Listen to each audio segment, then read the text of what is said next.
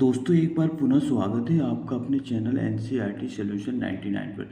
दोस्तों हमें आशा है आप अच्छे होंगे, स्वस्थ होंगे और आपकी पढ़ाई अच्छे से चल रही होगी।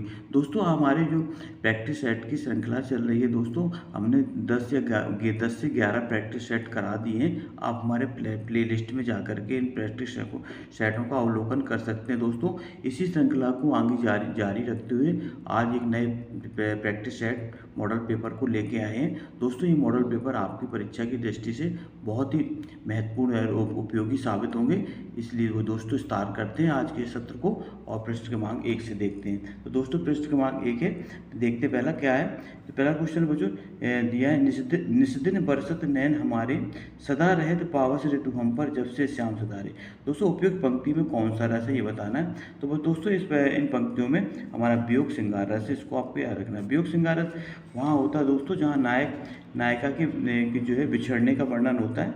और यहाँ दोस्तों उस समय का वर्णन है जब कृष्ण जो मथुरा चले जाते हैं तो गोपियाँ उद्धव से कहती हैं कि निश्चित बरसत नैन हमारे जो नेत्र जो है प्रतिदिन बरसते हैं, उसी तरह बरसते थे जिस तरह वर्षा ऋतु में पानी गिरता है। तो यहाँ पर बच्चों वियोग श्रृंगार का वर्णन है, इसको आपको याद रखना है। दूसरा है, जसोदा हरि पालने झुलावे, हलरावे दुलराय मल्लावे, जो सोई सुगावे। इन पंक्तियों में कौन सा रस है। तो दोस्तों इस पंक्तियों में वात्सल रस है, इसको आपको याद रखना है।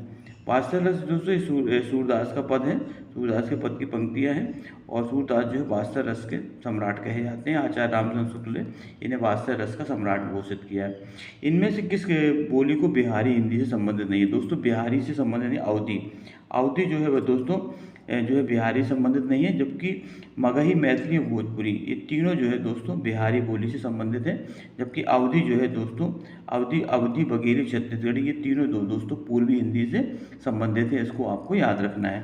इसके बाद है मगही किस प्रदेश की बोली। तो दोस्तों अभी हमने ऊपर पढ़ा है कि मगही, मैथिली और भोजपुरी ये तीनों बोलियाँ जो है दोस्तों बिहारी हिंदी से संबंधित है, तो इसका राइट आंसर दोस्तों बिहार होगा। इसके बाद है, सिंधी भाषा का विकास अपभ्रंश की किस बोली से होता है। तो दोस्तों सिंधी भाषा का विकास अपभ्रंश की जो है प्राचीन अपभ्रंश से विकसित होता है, इसको आपको याद रखना है। इसके बाद नेक्स्ट पंक्ति देख दोस्तों, हिंदू मग पर पावन राख्यो, का भोते जो हिंदू भाख्यो। ये का पंक्ति किसकी है ये बताना दोस्तों। तो ये पंक्ति किस बोली में है। तो दोस्तों ये जो पंक्ति है जो है ये अब जो है हमारी अवधी भाषा में लिखी गई दोस्तों ये पंक्ति है। और ये दोस्तों ये जो है अवधी भाषा में की पंक्ति है दोस्तों, इसको आपको याद रखना है। इसके बाद दोस्तों नेक्स्ट क्वेश्चन देखते हैं, इनमें से पच्च स्वर कौन सा है। पच्च स्वर दोस्तों बताना है। तो पच्च स्वर है दोस्तों इसमें से हमारा आ, जो आ है ये पच्च स्वर है। इसके बाद है दोस्तों नेक्स्ट क्वेश्चन है, निम्नलिखित में से देशज शब्द कौन सा। देशज शब्द बताना दोस्तों। तो देशज शब्द दोस्तों वो कहलाते हैं जिनकी उत्पत्ति हमारे देश में होती है, वो देशज शब्द कहलाते हैं। खिड़की शब्द जो है देशज शब्द है, इसको आपको याद रखना है।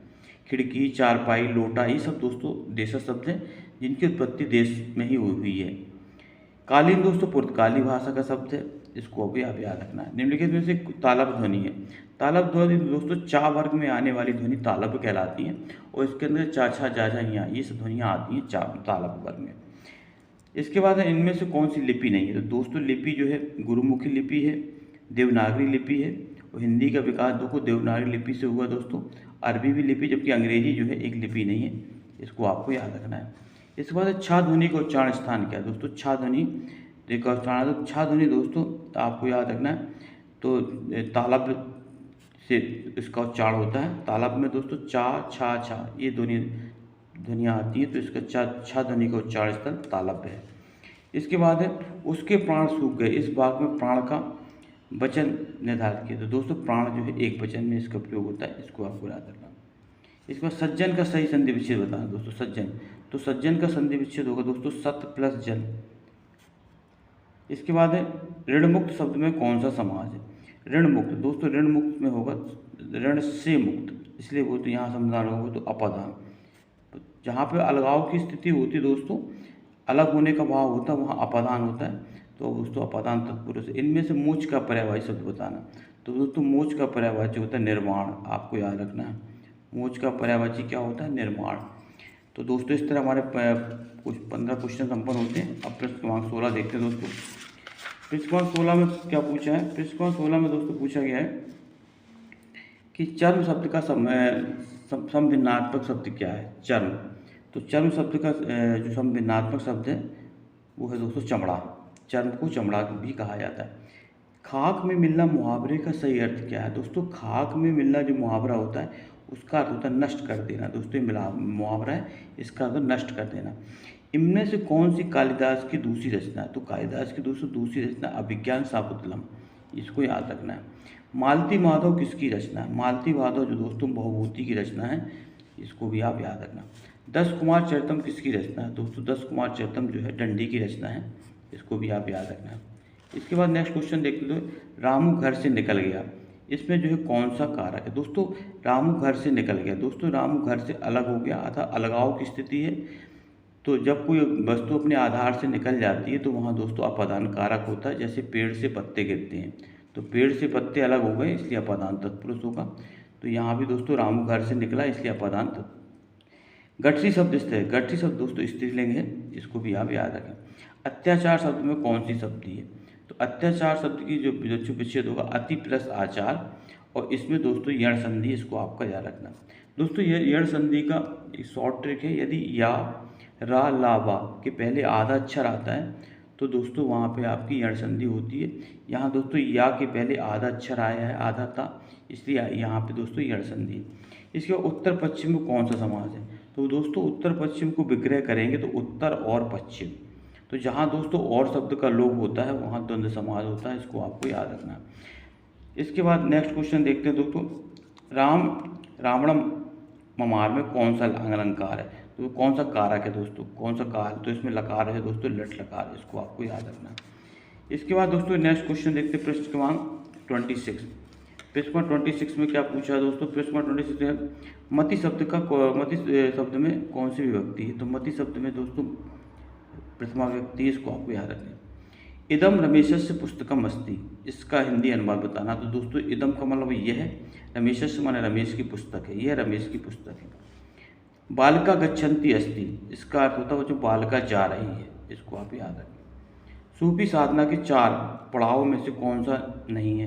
तो दोस्तों सूफी साधना के जो 4 पड़ाव हैं, शरीयत, तरीकत, मारिफत और हकीकत, जबकि वो जो मलकत नहीं है, इसको आप याद रखना। शरीयत, तरीकत, मारिफत और दोस्तों चौथा हकीकत, जबकि मलकत जो है सूफी साधना के 4 पड़ावों के अंतर्गत नहीं आता दोस्तों। कुआनो नदी इनमें से किस कवि की रचना है? तो दोस्तों कुआनो नदी जो है सर्वेश्वर दयाल सक्सेना की रचना है। बहुत ही आईएमपी क्वेश्चन है दोस्तों, ये पिछले परीक्षा में टीजीटी परीक्षा में पूछा गया था दोस्तों, इसलिए आप बहुत आईएमपी लगा लीजिए इसको। नाथ संप्रदाय के प्रवर्तक कौन है? तो दोस्तों नाथ संप्रदाय के प्रवर्तक गोरखनाथ है, इसको आप याद रखना। नाथ समुदाय के प्रवर्तक गोरखनाथ है, और गोरखनाथ के गुरु थे दोस्तों वो थे मच्छिंद्र नाथ, इसको भी आप याद रखना। महापुराण के रचनाकार कौन है? तो दोस्तों महापुराण के रचनाकार पुष्पदंत हैं, इसको आप याद रखना। रसमंजरी किस कवि की कृति है? तो दोस्तों रसमंजरी नंददास की कृति है, और दोस्तों नंददास जो है विट्ठलनाथ के शिष्य थे, आपको ये भी याद रखना।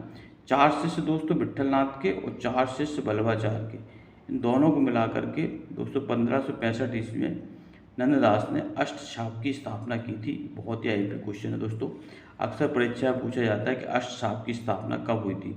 तो आपको याद रखना अष्टछाप की स्थापना 1565 ईस्वी में हुई थी। मृगावती के रचनाकार कौन है? तो दोस्तों मृगावती के रचनाकार जो है कुतुबुन है, इसको आप याद रखना। और मृगावती जो है कुतुबुन जो है ये अवधी भाषा में लिखा गया दोस्तों रचना है।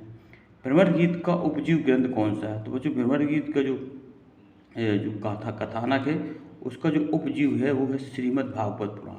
दोस्तों श्रीमद् भागवत पुराण के 10वें स्कंद में जो है भ्रमर गीत प्रसंग की घटना का वर्णन होता है। इसमें दोस्तों जब भगवान कृष्ण मथुरा चले जाते हैं तो उस समय का वर्णन है दोस्तों। कृष्ण जो है अपने मित्र उद्धव को गोपियों को समझाने के लिए भेजते हैं कि वो निर्गुण योग की उपासना करें। तो दोस्तों उद्धव जो है आकर के गोपियों को निर्गुण योग का संदेश देते हैं। तभी वो दोस्तों एक भ्रमर आता है और उसको माध्यम बनाकर गोपियाँ उद्धव को उलाहना देती हैं। इसलिए दोस्तों इस प्रसंग को भ्रमर गीत प्रसंग के नाम से जाना जाता है। और दोस्तों ये जो उसका उपजीव ग्रंथ है श्रीमद् भागवत महापुराण। श्रीमद् भागवत महापुराण के 10वें स्कंद में इसकी कथा का वर्णन है, इसको आप याद रखेंगे दोस्तों। इसके बाद जो प्रश्न क्रमांक नेक्स्ट 36 प्रश्न 36 में क्या है दोस्तों? विनय पत्रिका की रचना किस भाषा में हुई? तो बच्चों विनय पत्रिका जो है की भाषा दोस्तों ब्रज भाषा में हुई है, ये आपको याद रखना। तो तुलसीदास ने दोस्तों कुल 12 ग्रंथों को लिखा है। आचार्य रामचंद्र शुक्ल ने अपने हिंदी साहित्य के इतिहास में जो दोस्तों 1929 में प्रकाशित हुआ था, इसमें दोस्तों तुलसीदास के 12 ग्रंथों को प्रमाणिक माना है, जिसमें से दोस्तों कुछ ग्रंथ इनके जो है ब्रज भाषा में लिखे गए हैं और कुछ ग्रंथ दोस्तों इनके जो है अवधी भाषा में लिखे, जबकि इनका जो सर्वोत्तम ग्रंथ है दोस्तों महाकाव्य है जो रामचरितमानस है, ये दोस्तों अवधी भाषा में लिखा गया है, इसको भी आप याद रखेंगे। तो दोस्तों विनय पत्रिका की रचना जो हुई जिस भाषा में दोस्तों वो ब्रज भाषा है। और दोस्तों ये ब्रज भाषा जो है अलीगढ़ और के आसपास बोली जाती है, इसको भी आप याद, मथुरा अलीगढ़ के आसपास। इनमें से कौन सा संत कवि नहीं है? तो दोस्तों संत कवि नहीं, कबीरदास संत हैं और सुंदरदास भी संत हैं, मलुकदास भी संत हैं दोस्तों, जबकि तुलसीदास संत कवि नहीं है। बोलती राम भक्ति शाखा के प्रतिनिधि कवि हैं दोस्तों तुलसीदास, इसको भी आप याद रखते हैं। राघव चेतन इनमें से किस सूफी काव्य का पात्र है? दोस्तों राघव चेतन जो है इसमें पद्मावत का जो है काव्य का पात्र है दोस्तों। पद्मावत दोस्तों रचना मलिक मोहम्मद जायसी की है और दोस्तों ये सूफी कवि थे और इनका पद्मावत महाकाव्य दोस्तों, और इसका रचना काल है 1540 ईस्वी, कहीं कहीं दोस्तों 1545 भी दिया जाता है। कुतुबुन द्वारा रचित ग्रंथ का नाम है? तो दोस्तों कुतुबुन द्वारा रचित ग्रंथ का नाम मृगावती है दोस्तों। पद्मावत की भाषा अवधी है और मृगावती की भाषा भी अवधी है, दोनों अवधी भाषा है। राम भक्ति शाखा में रसिक उपासना का समावेश किसने किया? तो दोस्तों राम भक्ति शाखा में जो रसिक उपासना का समावेश अग्रद्वास द्वारा किया गया, इसको भी आप याद रखेंगे। तो दोस्तों आज हम पृष्ठ क्रमांक 1 से लेकर के पृष्ठ क्रमांक 40 तक के प्रश्नों को हमने दोस्तों हल किया है। दोस्तों आप हमें कमेंट सेक्शन में अपनी प्रतिक्रिया दें, राय दें और बताएं कि आपको प्रैक्टिस सेट कैसा लग रहा है और हमें इसमें क्या सुधार करने की आवश्यकता है। दोस्तों हमें आशा है कि आपको ये प्रैक्टिस सेट आपकी उम्मीदों पर खरा उतरेगा, आपके लिए लाभकारी सिद्ध होगा। दोस्तों आपसे आग्रह है कि आप हमारे चैनल को सब्सक्राइब कर दें, लाइक कर दें और ज़्यादा से ज़्यादा लोगों को शेयर करें। नेक्स्ट टॉपिक में दोस्तों पृष्ठ क्रमांक 41 से लेकर के पृष्ठ क्रमांक 21 तक के प्रश्नों को हल करेंगे। तब तक के लिए दोस्तों जय हिंद, जय भारत, वंदे मातरम।